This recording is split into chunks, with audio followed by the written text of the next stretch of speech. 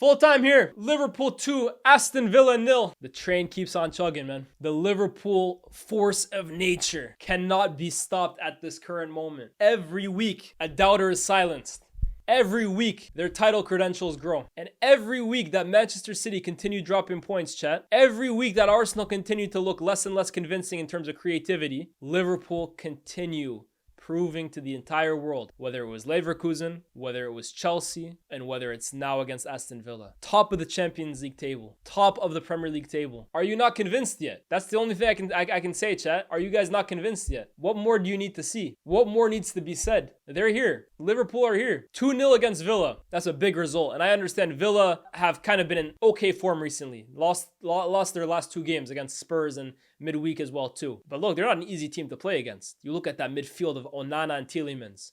You look at the strike options of Watkins and Duran. You look at Konza at right back, who I thought had a really good game. But today, for me, the difference maker is two players for Liverpool. I think first of all, a massive shout out to Ibrahima Konate. Ibrahima Konate, man. Whenever we talk about the best center backs in the league, chat, we talk about Van Dijk, we talk about Saliba, we talk about Gabriel. We sometimes even get sidetracked to Van de Ven, Romero. Why can't Konate, if he remains fit, be in those conversations as well too? Because based on performance levels, I'm not sure why he isn't. Every single time anybody ever tries to get into a physical confrontation with Konate, whether it's a foot race, whether it's an aerial duel, whether it's 1v1 dribbling, or the funniest thing of all is watching somebody try and run alongside him. Freight train. Allow it, man. Good luck. Try again. It's a formality. Nobody can compete with this guy from a physical level. But that's almost to say like, oh, he's just some brute. No, he's not. Konate is a good footballer. He's a very intelligent defender. And then the physical skill set just kind of added on top of that makes him such a problem, bro. Honestly. As a forward, right? I always think when it comes to these defensive versus attacking matchups, whenever I rate the best attackers, I always think, okay, if I was a defender, who would I not want to play against? But also, if I was an attacker, who would I not want to play against? And I'm sorry, Konate is high on that list. If I'm an attacker, every single time the ball is a 50-50 between me and Konate. Look, this is probably why I'm not a professional footballer, right? Amongst other reasons. If it's a 50-50 between me and Konate, I'm pulling out. I'm saying, nah. Better luck next time. I'll try again next time. I'll try my luck on the other side, which coincidentally is Van Dijk. I'm good. I think that's massive when it comes to actually like ranking center backs. How scary are they as an attacker? I think he has to rank extremely highly in that sense. And I continue saying it. I think Konate is one of the best center backs in the league. I don't think he always gets the plaudits for it. And I understand as well, too, that his injury record has also affected the way people regard him. He's not fit all the time. Even though this season he's been fit for the most part. Let's be real. Ever since he got his spot back from Kwanzaa, he's been fit. But I understand the last few seasons, he misses time out. And that affects the way people perceive him. But make no mistake about it, on ability, on physicality, he's one of the best out there, man. And then the other one for me, that every time Liverpool need a hero, every single time Liverpool score a goal, this guy's fingerprints are all over them. Salah, man. Salah. You guys ever seen that I mean, someone said in my chat said it earlier, but have you guys ever seen that tweet about LeBron in like 2016, where this guy tweets, LeBron's 32 years old now. This fuckery can't go on for much longer. That's how I feel about Salah, man. Honestly, as a rival, that's how I feel about watching Salah. When is this gonna end? When is he going to slow down? When is he gonna stop scoring at this unfathomable rate? When is he gonna leave the Premier League? When is he gonna leave me alone? When? I don't ask for much. I'm a simple guy who wants simple things. All I want is for Salah to leave this league. Today, man, the way he's absolutely ripped Digne to shreds, whether it's receiving with his back to goal and just out-muscling Digne. Salah, amongst all his best attributes, one that I often feel like gets underrated is his physicality. This guy playing with his back to goal is so robust and so difficult to shake off the ball. And then he has this really good ability as well too, that when he's playing with his back to goal, he's able to like wiggle his way out and like turn while still protecting the ball. Call it balance, call it center of gravity, call it like, I don't know, just upper body strength. He has this really good ability of playing with his back to goal that a guy of this height typically shouldn't really have. But he does, man. Today, he destroyed Digne, whether it was running at him, whether it was making runs in behind, whether it was just straight up dribbling him, whether it was holding the ball up against him. He's humiliated Digne tonight. And the way he takes his goal, the second one, the dagger, and Liverpool were looking for that all night. It's just typical, ruthless, cold-blooded killer Mohamed Salah in front of goal. Even the little pause before the finish. The hesitation. I mean, you say hesitation. Hesitation makes it seem like he was uncertain. It's not hesitation. It's just calmness in the final moment that a lot of the best attackers in the world, what separates the good from the great and the great from the elite, is that quality in the final moment. Like that, I'm watching it on my screen right now. The hezi. Get Emi Martinez in two minds. There was only ever one outcome. Salah goal. Near post, little dink. The confidence he's playing with at the moment is just second nature, man. He has taken so sweetly to life under Arne Slot. And a lot of these Liverpool players, right? I think a lot of the question marks were asked by, for me, casuals, because only a casual could ask this, but people were wondering, oh, was Klopp really the one elevating these players? Well, you're seeing a lot of them under Arne Slot, and a lot of them have actually improved, which is nothing to take away from Klopp, but it shows the level of player that they actually are. And Salah has just maintained his elite standard of level under Arne Slot, man. There's no adaptation period. There's no, does he need the perfect circumstances to exist? Start the season, Mohamed Salah starts. End the season, Mohamed Salah finishes the season, 20 goals. It's just like that, man. He's inevitable. He's absolutely inevitable. This front line changes every single year. Every year they bring in a new face. Every year they sell a player. He's the constant. Mane, Firmino, Salah, Diaz, Jota, Salah, Nunez, Gakpo, Salah, Origi, Shaqiri, Salah. It doesn't matter. If he's there, he's playing. And if he's playing, he's scoring. I've never seen a winger, and this is taking away Messi and Ronaldo out of the equation here, but I've never seen like a winger of Salah's nature be this productive, man. Have the output that he does. It's genuinely freakish for a wide player. And at this point, they were asking me in my Twitch chat. And by the way, everyone on YouTube is always wondering, why do you say chat? I'm talking to my Twitch chat right now, guys, right? Like, that's where this is coming from. Lyes Bouzidi 10, by the way, or just Lyes Bouzidi, in fact. But they were asking me, where does Salah rank amongst the best players in the world right now? Is he the best player in the world? So there's two ways of answering this, and I think in both ways, he's amongst them, yeah. Form, he's definitely there.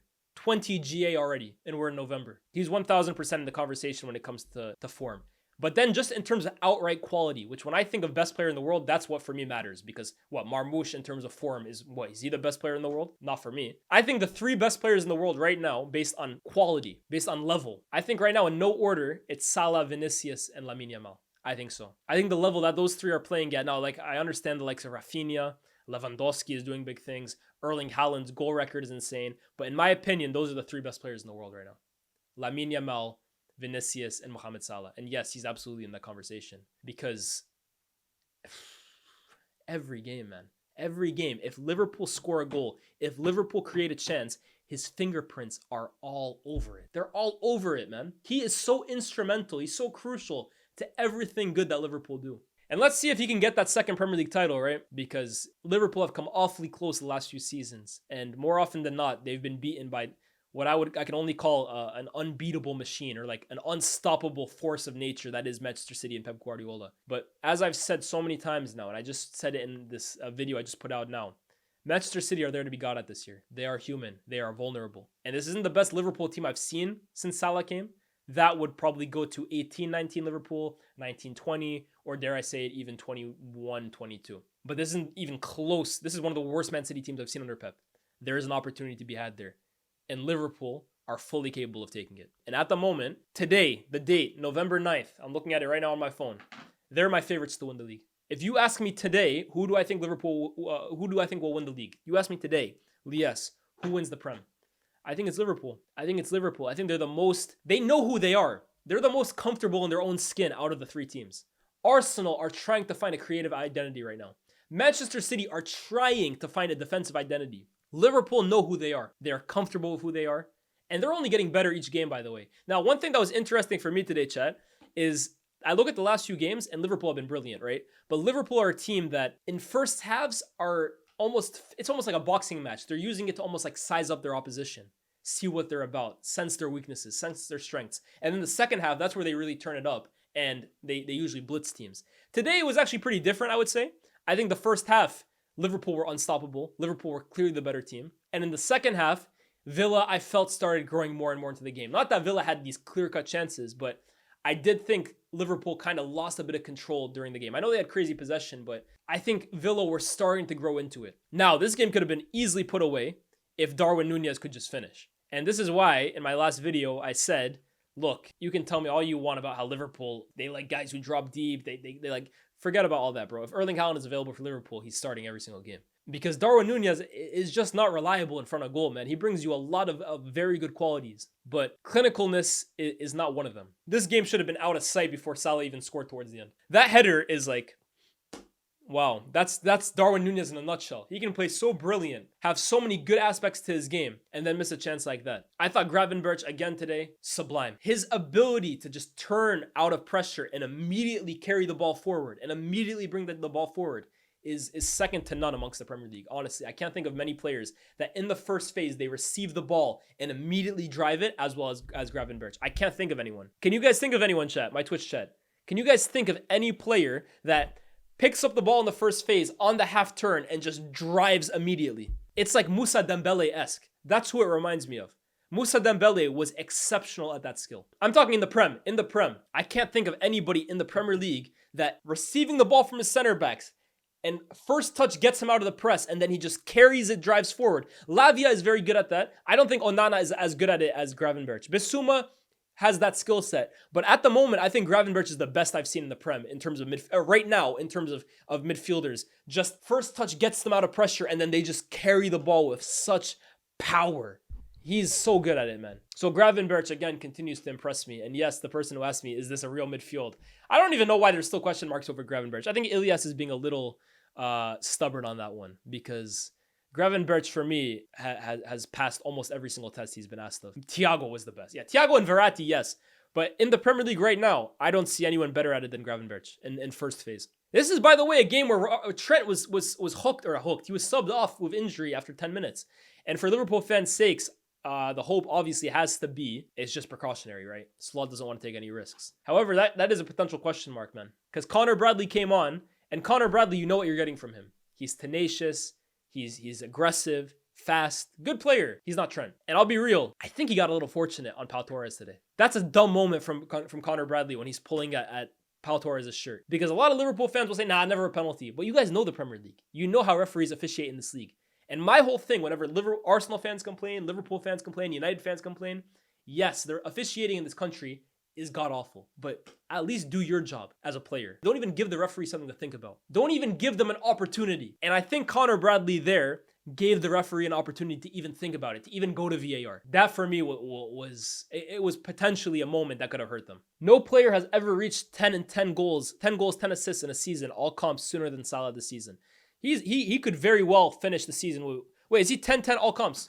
What's his statistics in the Premier League? 8 goals, 6 assists. Wow. Could he finish with 2020?